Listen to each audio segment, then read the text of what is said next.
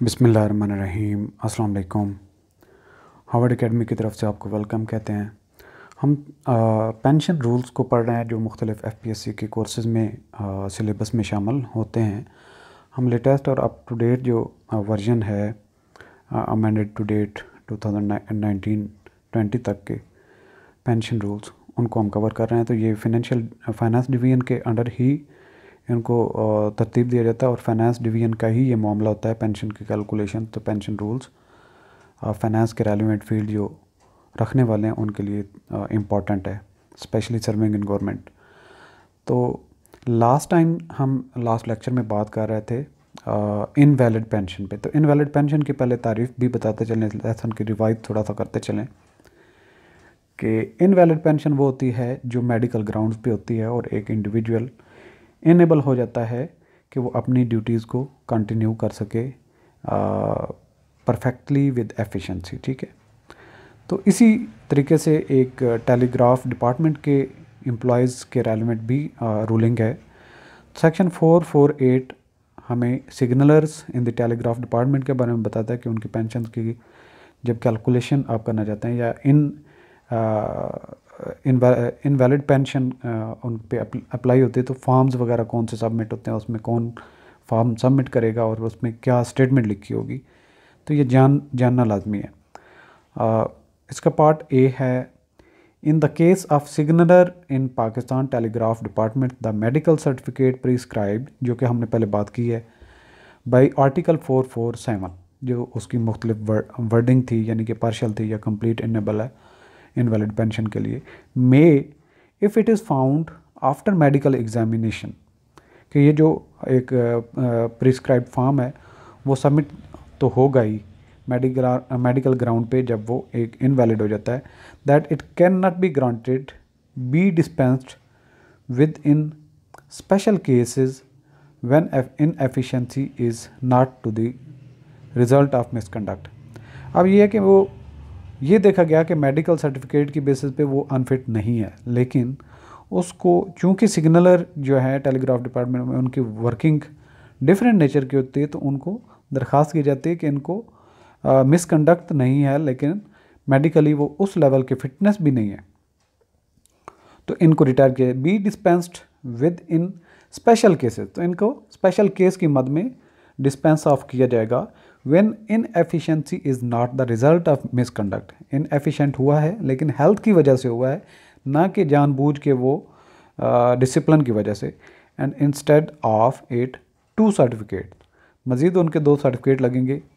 One in form A signed by 2 superior officers of the telegraph department. एक form ए होगा जो 2 officers normal जो उस डिपार्टमेंट के होंगे वो साइन करेंगे। सेकेंड नंबर पे एक फॉर्म जो बी है, the other form be signed by the director general of telegraphs में बी सबमिटेड। तो 2 फॉर्म होंगे, एक 2 सुपीरियर ऑफिसर्स मिल के साइन करेंगे, उस पर अपनी स्टेटमेंट देंगे, और एक उनके डायरेक्टर जनरल की तरफ से होगा। तो फॉर्म ए में मज़ीद क्या वर्डिंग इस्तेमाल होगी, वही certify that after a perusal of the records of A B, person का नाम है जो अज्यूम किया गया है कि उसकी सर्विस को हमने देखा, end of the report of his immediate superior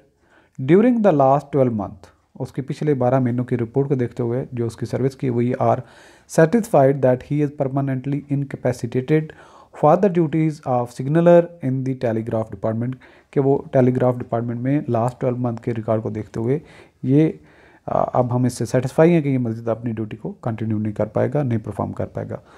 form B जो है उसकी वर्डिंग के after careful consideration of A B's case I concur with Messrs C and D in thinking that he is permanently incapacitated, यानी कि जो पिछले 2 officers ने statement दी थी उसको भी बेस बनाया और मिस्टर उस ए बी का भी रेफरेंस दिया, that he is permanently incapacitated for the duties of signaller in the telegraph department and accordingly recommended that he may be permitted to retire on the pension gratuity for which he may be found eligible, कि जो उसकी pension बनती है या gratuity बनती है उसकी basis पे उसको रिटायर कर दिया जाए। फर्दर इसी सेक्शन का पार्ट बी है, the practice enjoined in Article 447 B of re-employing pensioners should be carefully followed as far as practicable in these cases, कि जब स्पेशल केस के मामला आता है तो सम टाइम जो पेंशनर्स होते हैं उनको री एम्प्लॉय का भी ऑप्शन आता है, तो तब इस तरह के मामला को बड़े गौर से देखना है जो सिग्नल डिपार्टमेंट के हैं। पार्ट सी है, officers permitted to retire under this article may be granted a pension और ग्रेचुइटी ऑफ ओनली 4/5, यानी कि अगर उसको नॉर्मली 5,000 बनना था तो अब सिग्नलर की वजह से फुल इनकेपेसिटेटेड भी नहीं हुआ और मिसकंडक्ट भी नहीं किया, लेकिन सिग्नलर की होने की वजह से यानी कि उसकी ड्यूटी एफिशिएंसी ज़्यादा चाहिए होती है, वो पूरी नहीं कर पा रहा, तो लिहाजा इनको जो मेडिकल बेसिस पे नॉर्मली जो इनवैलिड पेंशन मिलती है वो अगर 5,000 बन रही है लेट्स सपोज, तो इस केस में 4/5 बनेगी यानी कि 4,000 बनेगी of the amount that would be admissible for man permanently unfit for any duty. जो परमानेंटली अनफिट होता है तो जो उसकी पेंशन का हिस्सा बनेगा नॉर्मली उसका 4/5 इसको मिलेगा, यानी थोड़ी सी इसकी कम बनेगी पेंशन। नोट क्या है, this article applies only to man who are signalers, including in that term telegraph masters who are members of the signaling staff when they retired। तो इसमें सारे के सारे जो मास्टर्स हैं टेलीग्राफ डिपार्टमेंट में वो भी इसके अंदर आएंगे। अच्छा, यहाँ पे जो पुलिस डिपार्टमेंट में कुछ आपने स्पेशल प्रिकॉशंस करने हैं, special precautions in the police, क्योंकि पुलिस में भी एक ड्यूटी की एफिशिएंसी का एक रिक्वायरमेंट होता है, फिजिकल फिटनेस वगैरह चाहिए होती है, तो उसको केयरफुली देखना होगा। और सम टाइम जो लो ग्रेड के एम्प्लॉयज़ होते हैं उनको रिटेन भी किया जाता है, तो इस तरह के मामलात को पेंशन कैलकुलेशन में आपने कैसे कंसीडर करना है जब पुलिस के किसी इंडिविजुअल का मामला आ जाता है पेंशन कैलकुलेशन का। Section 449 district superintendent of police यानी कि DSP जो है should be on their guard against endeavors to retire on invalid pension by officers who are capable of serving longer, यानी कि वो उनको देखेगा कि इनवैलिड पेंशन किसको मिल रही जो कुछ और भी काम कर सकता है। ये DSP डिस्ट्रिक्ट लेवल पे जो होगा उसका ऑफिस जो है ये इसको ध्यान रखेगा। सेक्शन 450 कहता है medical officers should confine themselves to recommending leave to such policemen as are not likely to benefit by a further stay in hospital and should not certify that a policeman is incapacitated for further service unless they are officially requested to report upon his capacity for further service। कि जो medical officer होगा वो avoid करे इस तरह की recommendation भेजने से कि वो इनकैपेसिटेटेड, हाँ अगर उसका ऑफिस उस पर रिपोर्ट ले या उससे रिकमेंडेशन पूछ ले कि आप इस पे क्या कहते हैं तो वो दे, अदरवाइज़ वो हॉस्पिटल के स्टे से बता सकता है उसको हॉस्पिटल में स्टे करना है या नहीं करना, यानी कि वो उस पर फाइनल अथॉरिटी खुद नहीं मेडिकल ऑफिसर अनाउंस करेगा। अच्छा, इसके बाद सेक्शन 451 है medical officers should be specially searching in their examination of the physical unfitness of every applicant for pension, कि जो मेडिकल ऑफिसर्स हैं उनकी स्पेशली आपने देखना है कि वो मेडिकली अनफिट हैं जो पेंशन के लिए हो रहे हैं। And when ever the number of applicants for the pension is large the examination should if possible be conducted by 2 medical officer. और इनकी तादाद ज़्यादा बढ़ना हो जाए शुरू तो बजाय कि एक मेडिकल अफसर उनकी फ़िटनेस वगैरह को कंडक्ट करे, 2 होने चाहिए। इसमें यह होता है कि पुलिस की टफ ड्यूटी होने की वजह से कई सारे लोग अपने मेडिकल ग्राउंड पे रिटायरमेंट लेने की कोशिश करते हैं, तो इसलिए इस पर कुछ रेस्ट्रिक्शंस हैं। An officer discharge on other grounds has no claim under article 441, कि एक ऐसा पर्सन जो किसी अदर ग्राउंड्स पे रिटायर हुआ है तो वो आर्टिकल 441 की उस पर एप्लीकेशन नहीं होगी, यानी उसके मुताबिक वो क्लेम नहीं करेगा even although he can produce medical evidence of incapacity for service, यानी कि उसका इनवैलिड पेंशनर वाली पेंशन नहीं बनेगी अगर उसका कोई मसला हो रहा है, बावजूद इसके कि वो वाकई मेडिकली भी इन कैपेसिटी में चला गया है। तो अब रिटायरमेंट जब उसकी किसी और ग्राउंड पे हो चुकी है या हो रही है तो वो दोबारा इस पर क्लेम नहीं कर सकता। सेक्शन 453 कैंसिल हो चुका है। सेक्शन 454 यहाँ से है, if the capacity is directly due to irregular और इनटेम्परेट हैबिट्स, कोई ऐसी आदत है, कोई नशा है या कोई गलत ऐसा काम करता है, उसकी इनटेम्परेट हैबिट है यानी कि उसकी आदत होने की वजह से no pension can be granted, तो उसको कोई पेंशन नहीं मिलेगी if it has not been directly caused by such habits, अगर ये जो इसकी इनकैपेसिटी है वो इस डायरेक्ट हैबिट से नहीं मुतासर हुई बल्कि कोई और भी वजह है, बट हैज़ बिन एक्सेलरेटेड और एग्रीवेटेड बाई दैम, ये मेन वजह नहीं है उसकी इनटेम्परेट हैबिट्स, बल्कि ये एक वजह के तेज़ी से वो डिक्लाइन ज़रूर हुआ है, लेकिन मेन वजह ये नहीं। It will be for the authority by which the pension is grantable to decide what reduction should be made on this account, कि अगर उसकी ऐसी कोई आदत है, कोई लत पड़ी है, कोई उसकी जो चर्स है इस्तेमाल करता है, शराब इस्तेमाल करता है, सिगरेट नोशी करता है, कुछ भी करता है, तो उसका जो प्रोपोर्शन की वजह से उसका ये मामला ख़राब ज़रूर हुआ है, लेकिन मेन वजह ये नहीं है। तो जो ग्रांट करने वाली है पेंशन अथॉरिटी, वो डिसाइड कर सकती है कि इसकी इस हैबिट की वजह से उसको कितनी पेनल्टी पड़नी चाहिए इनवैलिड पेंशन के मामले में। अच्छा, जो एप्लीकेंट है 441 के मुताबिक रिटायर्ड होता है इनवैलिड पेंशन के मुताबिक, तो वो एप्लीकेंट कैसे डिस्चार्ज किया जाएगा? Applicant to be discharge an officer who has submitted under article 442 a medical certificate of incapacity for further service. एक इंडिविजुअल ने फर्दर सर्विस में न जारी रख पाने की एक जो मेडिकल सर्टिफिकेट वो सबमिट किया, may not except for special reasons to be recorded in writing by the authority which has the power to sanction the pension be retained. तो फिर ऐसे पर्सन को जिसने मेडिकल सर्टिफिकेट दे दिया है, तो उसको किसी भी जो है कोई बहुत बड़ी वजह ना हो तो उसको रिटेन ना करें इन एक्टिव सर्विस, यानी कि नॉर्मल जो सर्विस वो कर रहा था।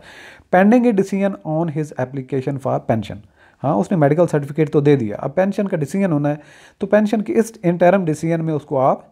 ये नहीं कि रिटेन कर लें कि आप अब तब जब तक फाइनल नहीं होता आप काम करें, बल्कि उसके फैसले का वेट करेंगे पेंशन के जब हो जाएगा। Nor can he obtain leave of absence, ना ही वो छुट्टी लेगा जब उसका मेडिकल सर्टिफिकेट सबमिट हो गया।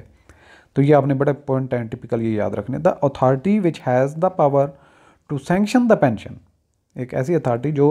पेंशन की सैंक्शन करने की authority may allow the service intervening between the date of such medical certificate and the date on which the discharge is actually affected, कि मेडिकल सर्टिफिकेट और इसके जो फाइनल उसकी डिस्चार्ज है उसके दरमियान का जो पीरियड है उसको अफेक्ट कैसे कर सकता है? To count for the pension up to maximum of 1 month, कि उस दरमियान में यानी कि मेडिकल सर्टिफिकेट दिया और पेंशनेबल रिटायरमेंट के प्रोसेस होने तक 3 महीने लग गए, तो ये दरमियान में जो गैप होगा, तो जो पेंशन की सैंक्शन देने वाली अथॉरिटी है उसके पास ये पावर है कि उसका इस इंटरम पीरियड में से कुछ हिस्सा, यानी कि नॉट मोर देन 1 मंथ, 1 महीने से ज़्यादा नहीं, लेकिन 1 महीना या 1 महीने से कम के पीरियड को एज ए पेंशन का जो पीरियड है, पेंशनेबल पीरियड को वो काउंट किया जा सकता है, उसके पास ये अथॉरिटी होती है। सेक्शन 456 है the object of article 445 is to discourage tentative applications but an employ in grade, कि ये जो 445 में हमने बात की थी कि जो आपका दोबारा मेडिकल करें और उसको री एग्जामिन करें और सही तरीके से देखें, तो इसका मकसद ये है कि इस जो ज़्यादा लोग आ रहे हैं अप्लाई कर रहे हैं उनको थोड़ा रोका जाए। तो लेकिन यहाँ पे क्या है, इन ग्रेड 1 और 2 including in that term a police officer whose pays does not exceed ₹20, जो ग्रेड 1 और 2 के उनको छोड़ दें, और ऐसा भी जो पुलिस का ऑफिशियल जिसकी पेंशन ₹20 बनती है, ये पुराने केस हैं चूँकि इसलिए तो अमाउंट 20 रखी हुई है, who in the opinion of the head of his office, जो उस ऑफिस को हेड कर रहा है उसके ओपिनियन के मुताबिक क्या है, is fit for light work may be retained in the employment till his pension is sanction, कि उसका मेडिकल सर्टिफिकेट आया, ग्रेड 1 और 2 का बंदा है, लेकिन इतना कोई बड़ा मामला भी नहीं है, तो वो थोड़ा बहुत हल्का काम कर सकता है ऑफिस में, चाय पिलाना, पानी पिलाना, ग्रेड 1 और 2 के यही काम होते हैं, तो उनको